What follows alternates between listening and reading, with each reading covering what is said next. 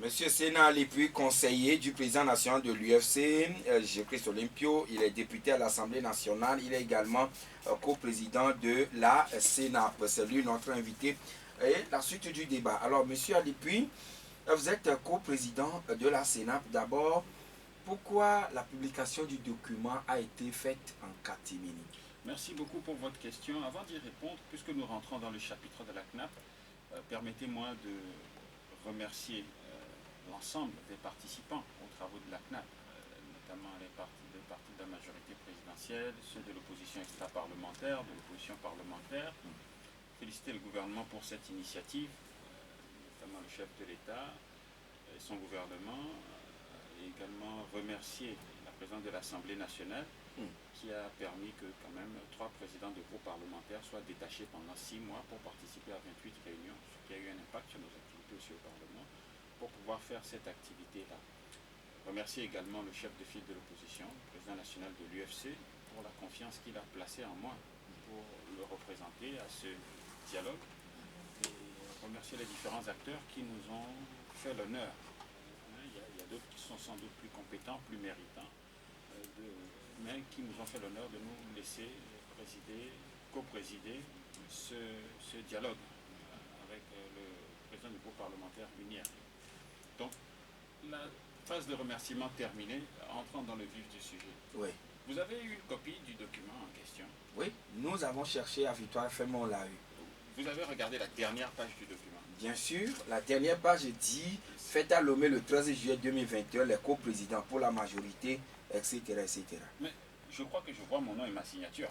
Ah oui, votre nom pour l'opposition, Sénat Lépuy, président du groupe parlementaire UFC. Et vous voyez la date en bas? Ah oui, bien sûr. Alors, est-ce qu'on peut encore dire que les choses se sont faites en catimini? Si j'ai signé ce document, je ne l'ai pas signé hier. Ce n'est que hier que le public y a eu accès. Nous avons une séance plénière le mardi 13 juillet en présence de l'ensemble de ceux pour signifier la fin des travaux. La fin. Ceux qui ont participé à cette plénière-là ont eu connaissance de ce document-là pour l'acter. C'est-à-dire qu'on ne va pas envoyer au gouvernement, puisque vous savez que ça fait l'objet d'une communication au Conseil des ministres. On ne va pas envoyer au gouvernement un document qui n'a pas encore été acté par la plénière de la CNAP. Donc le 13, de façon orale, tout le monde a eu connaissance complète de ce document. Bon, bien entendu, la presse n'en a pas eu.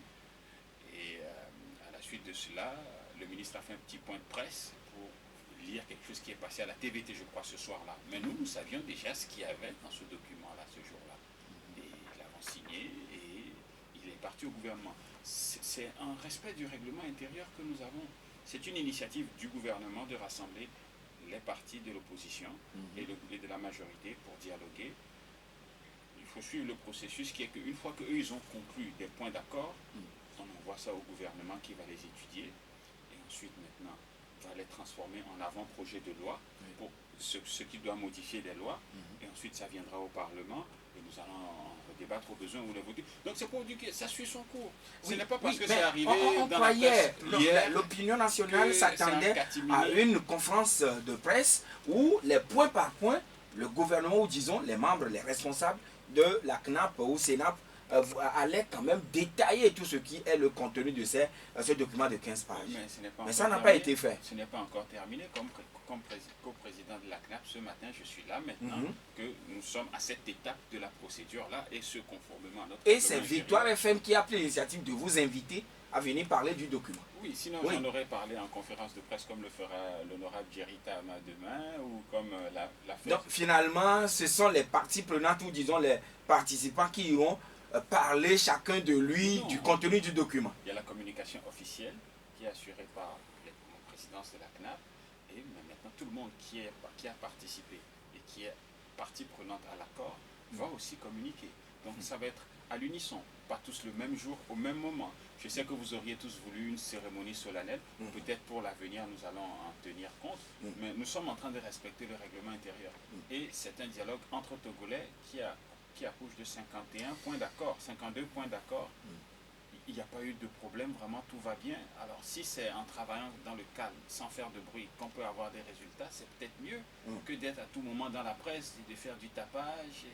et d'avoir Avant de revenir sur quelques propositions contenues dans le document ou bien retenues dans le document, est-ce que les propositions, les 51 ou 52 faites, respectent la légalité constitutionnelle? Absolument, absolument. Nous sommes à la CNAP dans le cadre d'un arrêté ministériel. Nous avons travaillé tout à fait légalement.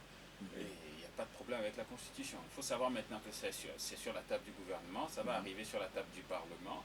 Et une fois que nous avons modifié les lois et fait tout ce travail-là, nous avons quand même la Cour constitutionnelle qui est toujours là, qui va s'assurer que toutes les modifications que nous faisons restent constitutionnelles. Donc vraiment, il n'y a aucun problème. Voilà. Qu'est-ce que les Togolais peuvent retenir alors de ce document ou des 6 mois de travaux que vous avez fait? Étant donné que nous manquons de temps, comme c'est toujours le cas, je vous dirais que les 6 mois de travail que nous avons fait ont 3 principaux gains pour les Togolais. Lesquels?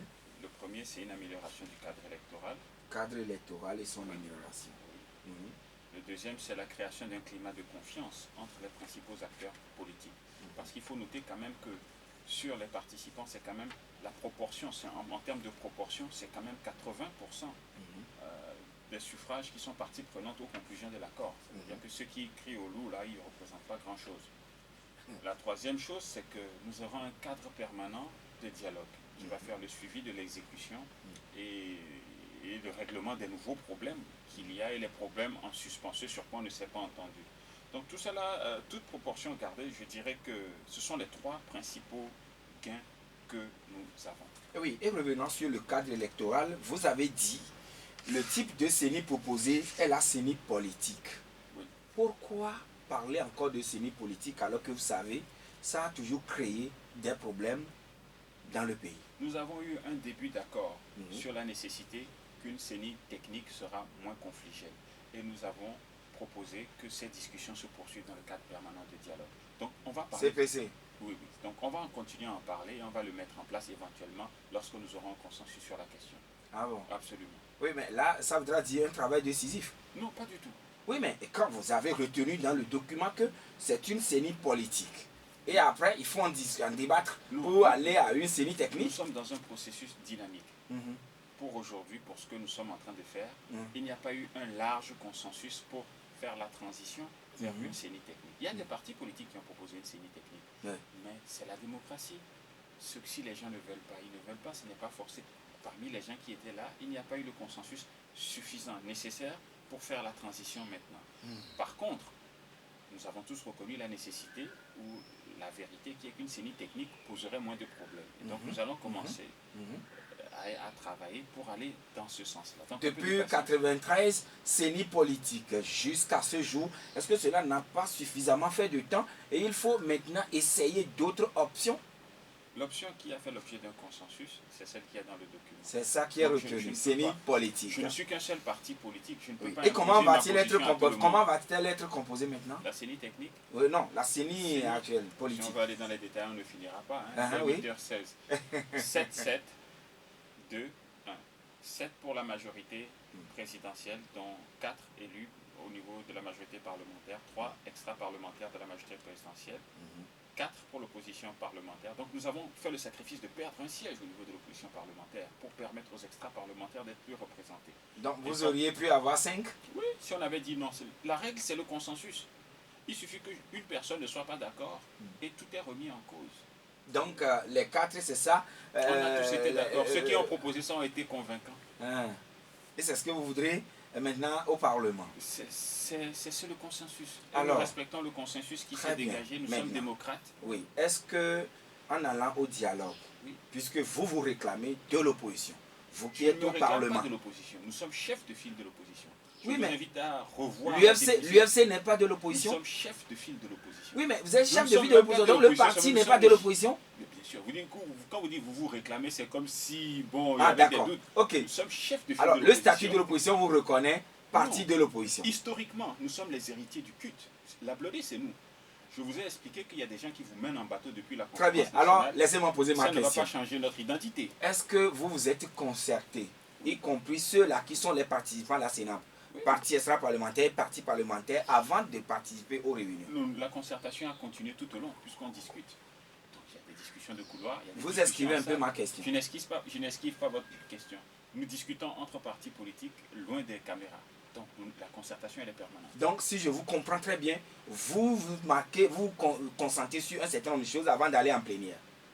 Chacun a ses priorités et nous négocions. Ça voudra dire qu'il n'y a jamais eu de concertation. Et avec l'opposition, nous nous concertons avec l'opposition d'un côté et nous nous concertons avec la majorité aussi de l'autre côté. Non, je ne parle pas quand même de la majorité. Oui. Est-ce que l'UFC a pu rencontrer l'ALC, le PSL, le FDR, etc. avec le NET ensemble avant d'aller aux réunions en plénière? Non. Vous n'échangez pas entre vous? Nous échangeons, c'est ce que je vous explique. Mais nous n'échangeons pas dans le format que vous espérez. Nous échangeons dans un format qui nous est propre. Des dialogues, il y en a toujours eu au Togo. Et on a vu la suite réservée à cette discussion. Maintenant, monsieur le co-président de la CENAP, pouvez-vous rassurer les Togolais que la CENAP ne sera plus un leurre? Nous sommes 21 invités. Sur les 21, 16 sont d'accord sur ce qu'il y a dans ce papier-là. 15, je dis 16, parce que 16 ont travaillé à ce qu'il y a sur ce papier-là. La veille, il y en a un qui s'est retiré. Mais ce qu'il a eu comme acquis, ce qu'il a proposé, qui a été retenu, est aussi dans le document. Donc 16 personnes ont fourni ce travail-là, 15 l'ont adopté. Et je pense que c'est dans l'exécution que nous verrons la bonne foi de tout le monde et qu'on pourra dire que ce dialogue est un succès. Je ne peux pas vous donner de garantie personnelle ici. La garantie, c'est la bonne foi que tout le monde mettra dans l'exécution. Nous, en tout cas, comme parti d'opposition, chef de file de l'opposition, je ne dis pas ça pour déranger les autres. Je veux dire, en fait, l'opposition, elle est plurielle au Togo. Donc, on va laisser cette affaire de chef de file de l'opposition de côté. Comme parti politique d'opposition parlementaire, nous allons nous assurer, maintenant que nous sommes au Parlement, que les engagements que nous avons pris à la table de négociation, on va rester cohérents et les appliquer au Parlement. Alors nous allons permettre aux Togolais qui nous écoutent de pouvoir intervenir en direct à travers le 22 21 80 99. Mais une question, des propositions relatives dans le document à la Constitution ont été faites. C'est-à-dire que la modification ou les réformes que vous aviez eu à faire en mai 2019 ne répondent plus? Combien d'articles avons-nous changé dans la Constitution? Et la Constitution, c'est un document sacré, c'est un texte sacré. Mais qu'il doit tenir compte des évolutions dans le pays. En 2019, nous avons fait des changements parce que ça répondait à des besoins qui existaient. Alors, il y a des partis qui ne sont pas au Parlement, qui maintenant ont participé aux discussions, qui ont aussi des préoccupations dont nous avons tenu compte et qui ont une incidence sur la Constitution. Donc, c'est tout à fait normal. C'est que, à la fois, vous ne pouvez pas nous demander de régler les problèmes que ceux qui refusent de venir au Parlement posent. Et quand on le fait, vous dites, mais vous avez touché à la Constitution n'est pas bonne. La Constitution, moi, celle de 92, je ne sais pas ma tasse de thé, mais on travaille avec. Parce que vous savez que jusqu'à la dernière modification. Vous savez très bien que je ne suis pas un grand fan de la conférence nationale, soi-disant souveraine et de tout le reste. Donc, on travaille avec l'existant. Ce n'est vraiment pas ma tasse de thé. S'il ne tenait qu'à moi, on irait à une nouvelle république. Commencer à nouveau, faire quelque chose de différent parce que... Et c'est ce que vous aviez fait en 2019, en mai? On travaille avec l'existant. C'est la situation dont nous avons hérité. Et voilà, l'existant est encore retouché avec les propositions. Oui, c'est ce que les Togolais veulent. D'accord. Pelé a une question à vous poser. Pelé, vous êtes en direct sur Victoire FM. Bonjour. Oui. Bonjour, mon cher ami, monsieur Pelé de Doulassami. Merci beaucoup, mon très cher frère. Il faudra qu'on fasse connaissance un jour. On ne se parle qu'à la radio. Vous pouvez... Ah.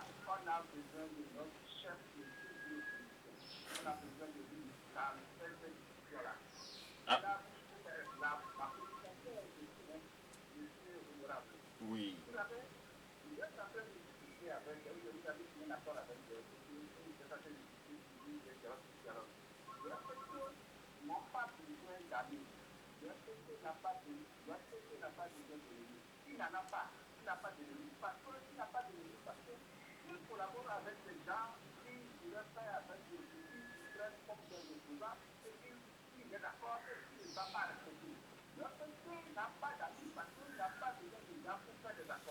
Le RPT n'existe plus, monsieur Pelé, c'est uni. Alors là, vous terminez la question.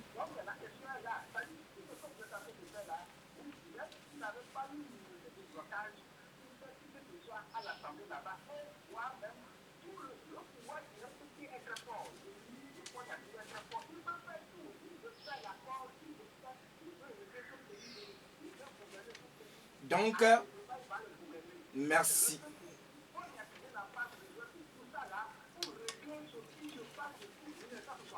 Merci beaucoup, Pelé. Et Papa Sibiti, bonjour. Oui, nous vous écoutons, Papa Sibiti. Bonjour mon très cher citoyen, très cher grand frère.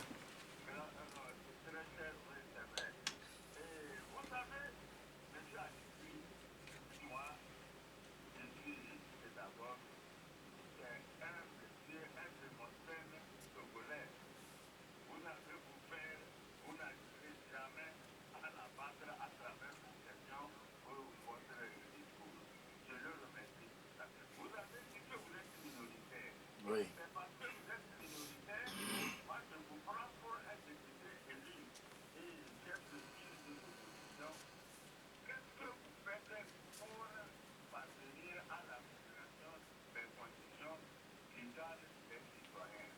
Merci beaucoup.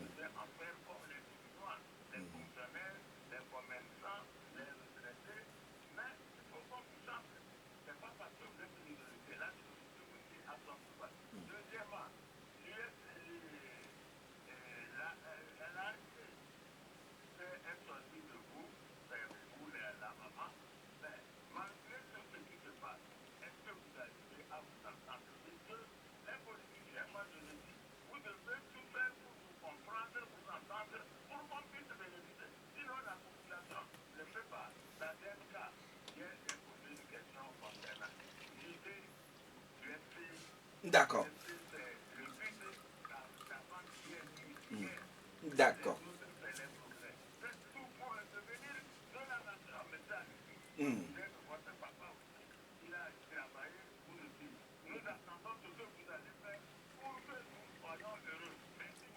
Voilà. Merci beaucoup, monsieur Merci, Papa Sibiti. Alors, monsieur Alepi, vous l'avez écouté. Le deuxième volet de sa question, est-ce que vous entendez avec l'ANC? Nous n'avons aucun problème avec l'ANC. Ce sont nos frères. Ce sont nos enfants même, je peux dire. Ils viennent de chez nous. Et leur sortie de la Sénat par la veille, comment le comprenez? Bon, vous voulez que je sois sincère avec vous? C'est vouloir manger deux fois. C'est-à-dire qu'ils ont fait des propositions pendant les 6 mois. On en a tenu compte. On en a accepté, adopté. Ils sont dans ce document-là. Et donc, ils vont en tirer profit une fois qu'on va l'exécuter. Et maintenant, ils veulent aussi tirer en même temps profit du radicalisme. C'est-à-dire dire que nous, on n'était pas dedans, ceci. Quand vous démissionnez de la... Donc, les propositions de l'ANC ont été actées dans le document? Bien sûr, ils sont là. Une partie des choses qu'ils ont proposées et qui a fait l'objet de consensus. Maintenant, j'ai un scoop pour vous. L'ANC n'a jamais quitté la CNAP. Parce que le règlement intérieur de la CNAP, on a un règlement intérieur. En son article 3, dit que pour quitter la CNAP, pour démissionner, et je vous le lis, pour que ça ne soit pas que j'ai inventé et que ça ne fasse pas l'objet d'interprétation, je vous lis l'article 3 de notre règlement intérieur. Et pour le faire, je dois violer un engagement que j'ai pris, qui est de ne pas parler de ce qu'on dit à la CNAP ici. Oui, et qu'est-ce que ce règlement dit? Numéro 3, tout membre de la CNAP peut démissionner et perdre sa qualité de membre. La démission est adressée à la présidence de la CNAP. Il en informe la plénière qui prend acte. Leur lettre qu'ils ont envoyée le 12 juillet, donc la veille du départ, ils l'ont adressée au ministre de l'administration territoriale. Donc elle est nulle et de nul effet. Ça n'a pas été adressé au président, à la présidence. Et au président Achole. C'est ce qu'ils auraient dû faire. Alors pour le reste, pour dire qu'ils sont partis depuis plusieurs semaines, c'est aussi des salades. Si on veut être sérieux. Moi, c'est un document que si j'invente rien, c'est des salades parce qu'il y a une façon de démissionner. S'ils voulaient quitter, ils auraient démissionné au mois de mai. Ils nous auraient envoyé une lettre en bonne et due forme pour dire qu'on n'est plus d'accord, on s'en va. Le reste, c'était juste, on n'est pas tout à fait d'accord, on va peut-être s'en aller, on va ceci, on va cela. Mais tant que vous n'avez pas démissionné, vous êtes membre. Donc pour moi, en ce qui me concerne, ils sont partie prenante. Maintenant, ils peuvent raconter ce qu'ils veulent, ça ne nous engage pas. Oui, qu'est-ce que vous voudrez faire pour améliorer les conditions de vie des Togolais? Il faut que l'UFC redevienne un parti plus important qu'il ne l'était. Nous voulons avoir cette minorité de blocage aux prochaines élections, être 20, 25, et qui sait, peut-être dans 5, 10, 15 ans, être une majorité. Donc, comme nous sommes à la fin de l'émission, j'en profite pour lancer un appel à tous ceux qui ont quitté l'UFC en 2010 et avant. Les vrais enfants de la Blodée, c'est nous. Le dialogue que nous avons adopté en 2010, tout le monde est d'accord maintenant que c'est la méthode pour régler les problèmes. Donc vous n'avez plus aucune raison d'être dans des partis radicaux. Revenez à l'UFC. Quelle qu'en soit la façon dont vous êtes parti, nous vous accueillerons à bras ouverts comme des enfants prodigues. Nous avons besoin de vos compétences. Je pense ici au docteur Ekwefoli Gada, à Jean-Luc Romaou, à tous ceux qui nous ont quittés, qui sont à l'ANC et qui ont créé leur propre parti politique. Si vous êtes des enfants de la Blodé, la maison de la Blodé, c'est l'UFC. Je vous remercie. Merci à vous, monsieur Sénat Lépu, conseiller du président national de l'UFC, député à l'Assemblée nationale, troisième vice-président du Parlement, également co-président de la concertation nationale entre acteurs politiques. Et une question était restée en suspens. Cependant, vous y avez répondu aussi en partie. L'auditeur disait, est-ce que réellement vous pensez que votre minorité fera chaud ou froid à unir? Sinon, unir peut tout décider et tout faire avancer dans le pays sans vous. Nous essayons d'être convaincants et nous inscrivons notre action dans le temps. Aujourd'hui, nous sommes minoritaires, mais j'espère que dans 5 ans, 10 ans, 15 ans, nous serons un peu plus nombreux et nous serons un peu plus écoutés. Puisque c'est la démocratie, c'est la loi du nombre. Donc on fait le travail qu'une minorité fait au mieux de nos aptitudes. Merci d'être passé chez nous. C'est moi qui vous remercie.